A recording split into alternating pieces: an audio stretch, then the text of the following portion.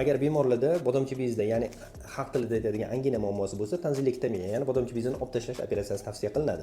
Bu operatsiyaning qanday turlari bor? 3 ta asosiy turi bor. Birinchi usuli bu klassik usul hisoblanadi.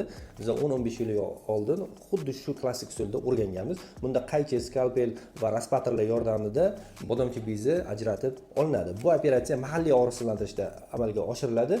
Shuning uchun minus taraflari quyidagilardan iborat. Bemor o'z operatsiyani ko'rib bilib turadi.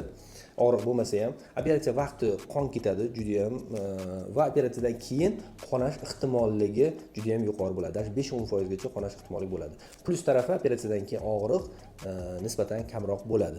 Bir hafta 5 kunda og'riq o'tib ketadi. Ikkinchi usuli bu bipolyar koagulyator yordamida tanzilektomiya. Bunda koagulyator yordamida bodomchi bezining atrofidagi to'qimalar kuydirib olinadi. Bunda operatsiya vaqtida minimal qonash bo'ladi.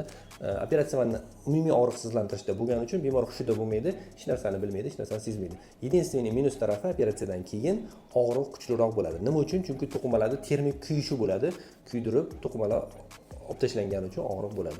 Va uchinchi usuli bu kablator yordamida tanzilektomiya. Bunda холодноплазменный kablatsiya deyiladi. Bu molekulyar darajada hujayralar parchalanib olinadi va bunda termik kuyish bo'lmaydi, chunki past haroratda 40-50 gradusda olib tashlanadi. Operatsiya vaqti bemor hech narsani bilmaydi, sezmaydi. Operatsiya vaqti qonash ham minimalniy bo'ladi va operatsiyadan keyin og'riq ham bu usulda juda ham kam bo'ladi. Shuning uchun 3 ta usulni solishtiradigan bo'lsak, kablator yordamida tanzilektomiya eng samarali usul hisoblanadi. Agar sizda shunaqa muammo bo'lsa, qo'ng'iroq qilib maslahatimni keling.